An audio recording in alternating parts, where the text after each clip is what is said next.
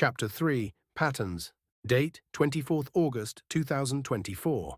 Place, Prague, Czech Republic. Oliver woke to soft morning light slipping through the edge of the blackout curtains, painting thin lines across the ceiling like a slow metronome. For a long, silent moment, he didn't recognize where he was. The mattress beneath him was too firm, the sheets smelled like detergent instead of home, and the distant rumble of trams sounded both familiar and far away. Then it came back to him. Overload, the buzz of the crowd, Martin's confident grin, the endless scroll of replays. Sofia's voice, the strange calm that had settled over him during the walk back to the hotel. It hadn't been a normal night, not even close. And yet here he was, blinking at a ceiling like it was any other morning. He turned, reached for his phone on the bedside table, and squinted at the screen. Just past 9, late enough to sleep in. Early enough to catch whatever was still happening at the venue. The air outside the covers was cool. The oscillating fan on the dresser had been running all night, whirring softly like a distant server room. He sat up slowly, stretching until his spine popped and his shoulders ached, just enough to remind him they were still real.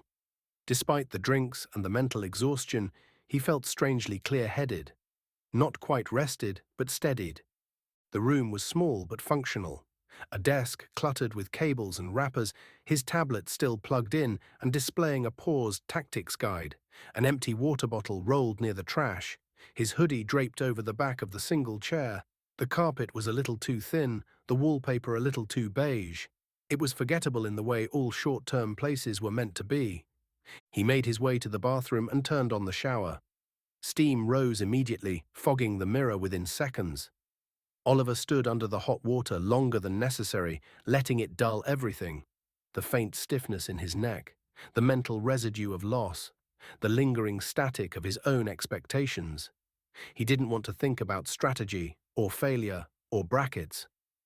When he stepped out, the mirror was a blank canvas. His reflection slowly emerged from the mist. Wet hair clinging to his forehead, eyes less hollow than usual. He toweled off and dressed deliberately. White polo shirt, black vest, black jeans, clean black sneakers. A small part of him hoped he wouldn't stand out. A smaller part of him didn't care if he did. He zipped up his bag and hesitated. There were no brackets to refresh today, no notes to review, no routine. Just a long day with nothing expected of him. A kind of freedom, the kind that felt like falling. Downstairs, the breakfast area was dimly lit and half full. Most of the noise came from a tourist couple arguing quietly in German over a croissant. Oliver grabbed a plate and moved mechanically. Scrambled eggs, toast, sausage, 2 triangles of pale cheese. The coffee machine wheezed and groaned out something vaguely dark and steaming. He found a seat near the window and pulled out his phone. A match analysis stream was playing, a few shoutcasters discussing yesterday's surprises. He stuck one earbud in and listened while chewing slowly. Martin's name came up sooner than expected. "He's a wild card," said one of the commentators. "I don't know where the coaching came from, but his map control? Someone's behind that." Another voice chimed in, half joking. "Whoever it is, they deserve half his prize money." Oliver kept chewing. His expression didn't change. The toast was bland but warm. The sausage was spiced just enough to notice. He finished everything without really tasting it. The coffee was gone before he realized he'd drained the cup. He left the hotel without a plan. Outside, Prague pulsed gently beneath a haze of early heat. Streetcars rolled along their tracks with a slow inevitability. Colorful banners from the event still hung in strips from the lampposts, some fluttering, others tangled. Staff in matching blue shirts were shepherding groups of volunteers to their stations near the central square.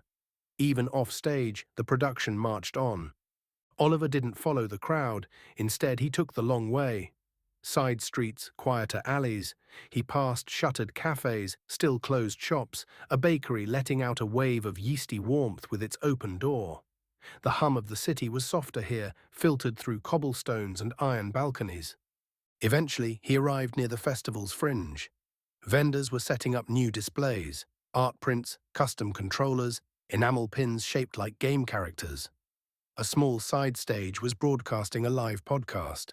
Someone nearby was juggling tote bags and posters while trying to sip a melting iced drink.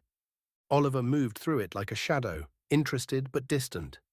He paused at a booth selling limited-run tactical figurines, glanced at a panel schedule, then drifted into one of the smaller halls where a Q&A was already in progress. The topic was game systems and emergent behavior. A designer spoke about how players always surprise you. Another talked about unintended metas forming from tools they never meant to be used competitively.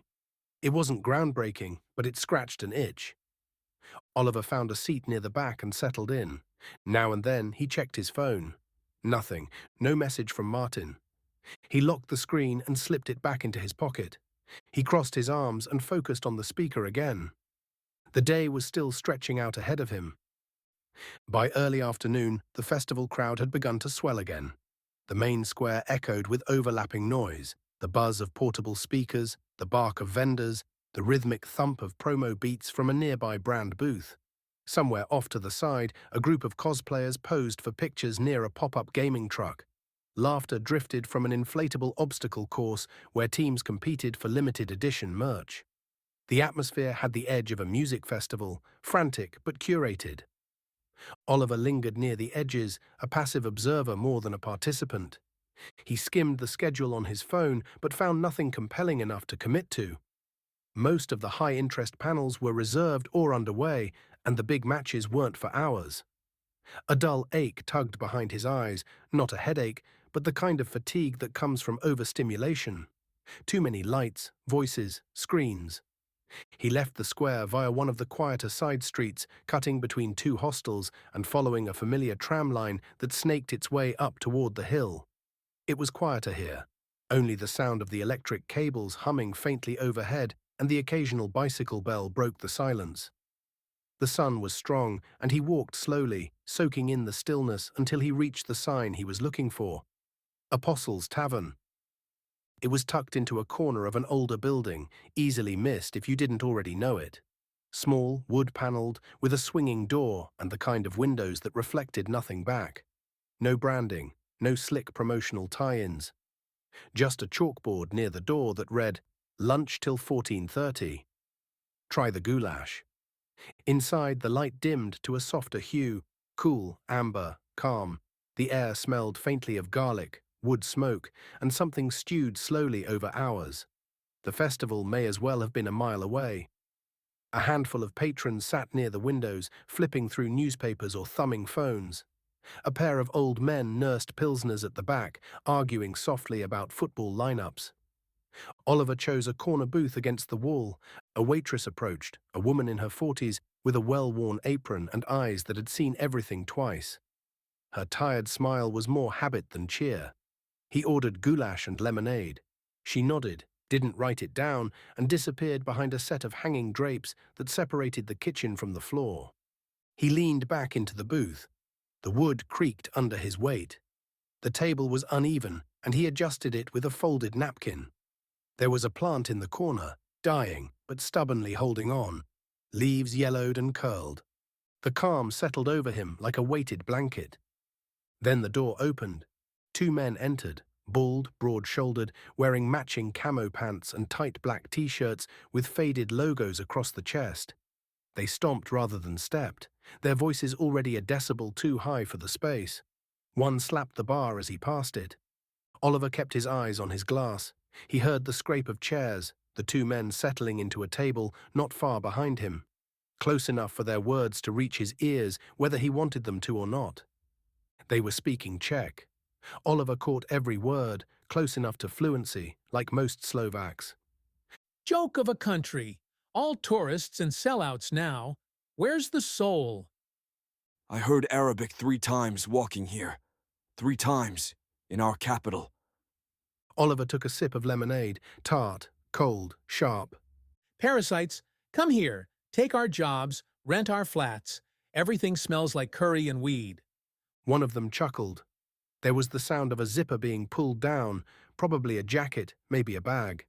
Something metallic clinked. Oliver's spine stiffened. He didn't turn, but his peripheral awareness dialed in. Then the waitress returned, balancing his bowl of goulash and a glass brimming with ice. She placed it gently on the table, eyes flicking once toward the men behind him before snapping back with mechanical politeness. He gave her a small nod. She didn't return it this time. As she walked away, a new voice spoke, a man's, soft, accented, and polite. "Excuse me, may I have a napkin?" He asked, in English. It came from a few tables over. The voice was hesitant, almost apologetic. The two men stopped mid-sentence. "What did he say?" "Napkin," in English. Thinks he's better than us. Oliver heard the shuffle of a chair, boots on tile. He turned his head slightly. One of the camo shirt men was on his feet, looming over a young tourist. Mid-20s maybe, skinny brown skin, a Lonely Planet guidebook poking from his half-zipped backpack. The kid looked up, blinking. One hand hovered awkwardly over his tray. The man leaned in. "We don't serve that where you're from, huh?" The tourist raised both palms slightly. "Sorry, I didn't mean—" Oliver's hand tightened around his fork. Then, without thinking, he stood. Quietly, but not quietly enough. His chair scraped the floor. Both men turned, briefly thrown off by the motion. Then came the voice. "That's enough. The waitress had returned, standing stiff and deliberate. Sit down or you leave." The first man turned slowly, mock-affronted. "We're talking." "You're harassing. There's a difference," she said flatly. "You can finish your beer somewhere else." The second man opened his mouth, then shut it again. They scoffed. One muttered something in Czech, the other said nothing. Then they stood and left, boots loud on tile. The tourist exhaled shakily, nodding to the waitress. She offered a tight smile, already turning away. As she passed, she gave Oliver a brief nod. No words, just a quiet thank you between people who didn't let it slide. Oliver sat down again, the tension still coiled behind his ribs. He returned to his food. The goulash was rich, paprika heavy, steaming, full of slow-cooked tenderness. But it tasted muted now, like it belonged to a different afternoon. He paid in cash, left a generous tip, slipped out into the street. The sunlight felt harsher, the festival sounds louder, like they didn't belong to the same day. Oliver returned to the festival just as the late afternoon heat began to sink into the bricks and pavement, staining the streets in long shadows and golden haze. The square and surrounding roads had only grown more chaotic since earlier. Swarms of spectators moved between halls, sponsor tents, and snack carts like some oversized organism pulsing with noise, motion, and caffeine. The echo of announcers overlapped with music samples, marketing slogans, and bursts of laughter. He moved with the current, not through it. An observer slipping between clusters of fans decked in regional jerseys and LED-laced backpacks. He passed a foam weapon sparring zone and an energy drink booth with a line that curled around a statue.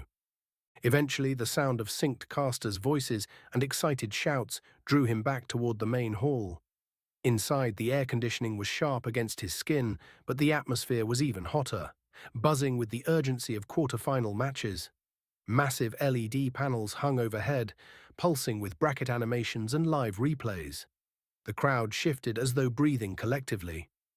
Casters perched at their desks near the front, projecting confidence and hype into headsets, while camera crews threaded cables through the human river. Then he saw it, Martin Farkash, jet-maned, illuminated on the center screen. Oliver stopped just behind a ring of fans who had clustered near the front. Some were clearly invested, muttering strategic observations and tapping on their phones to compare match stats. Others just liked the thrill of a good underdog. On screen, the terrain was a sun-scorched canyon map, all plateaus and narrow choke points. Oliver took it in like a puzzle. Martin had adjusted. His base spacing was more disciplined, his unit composition tighter. The production cycle was paced exactly the way they'd discussed the night before. He actually used it. Martin played defensively at first, letting the other player overextend. Then, with practiced precision, he rotated a flanking squad through a blind spot, baited a double retreat, and locked out a mid-map resource node with a well-timed orbital drop. The crowd erupted as his opponent's supply line collapsed in less than 10 minutes. "GG!" Someone shouted. Who is that guy? Another asked aloud. Oliver didn't cheer, didn't smile, but he didn't leave either. He watched until the scoreboard sealed the win. A soft nudge at his elbow. Not bad, right? He turned. Sofia stood beside him. Her coat was open now, revealing a graphic tee underneath with a pixel art phoenix. She held a cup of lemonade in one hand and leaned into her hip casually, as if she'd been there a while. Oliver gave a nod. Yeah. He's been calling you his secret weapon all day. She sipped her drink, smirking. Not that it stayed a secret for long. He's loud. Oliver said, adjusting his stance. And proud. You gave him focus. He needed that. They moved away from the tightest part of the crowd into a quieter section along the side wall where a few people leaned on barriers, watching from a distance. He really listened, Sofia added, glancing back at the screen. Not just to win. You gave him something to believe in. I gave him options. Oliver said simply, Yeah, the kind that made him play like someone worth watching. They drifted into the merch hall. It was packed with stalls, flashy RGB accessories, stylized plushies of in-game characters, art prints signed by esports celebrities. Sofia pointed out a booth selling absurdly over-designed mousepads and a cosplay prop made entirely out of foam noodles. You could stab someone with this, but it'd take 5 minutes and a lot of emotional support. Oliver said nothing, but his eyes crinkled faintly. At another stall, a vendor was shouting about limited-run team jerseys. You thinking about signing up for the next tournament? She asked. I'm thinking about it. He said, examining a wristband. Still not sure if I want to be on stage again. Why not? He shrugged. People, noise, cameras. Sofia smirked. You'd rather be the one designing the plays than performing them. Something like that. Then maybe you're not built for the spotlight, she said. Maybe you're the one who builds the spotlight. Oliver didn't answer, but he didn't look away either. They left the hall and wandered into the quieter half of the venue. A hallway lined with trophies led to a chill zone. Carpeted floors, beanbags, ambient lighting, and muted video loops of past championship plays. It felt like stepping into a tech-savvy meditation space. Sofia plopped into a beanbag, stretching out with a sigh. So, what's next? For Martin? For you. Oliver lowered himself onto the next beanbag. I don't know. I didn't plan that far ahead. Not even for what you'll eat? She teased. He raised an eyebrow. I have granola bars in my bag. She laughed. You're hopeless. They sat in silence, watching a replay of a Korean pro match from a couple of days ago. Oliver murmured the winning play before it happened. Sofia just shook her head. After a few quiet minutes, she stood and offered him a hand. Come on. I'm starving, and you owe me 1 meal's worth of tactical brilliance. He took her hand. The lighting above flickered briefly as the venue transitioned into evening programming, and somewhere nearby, the speakers kicked up a soft beat.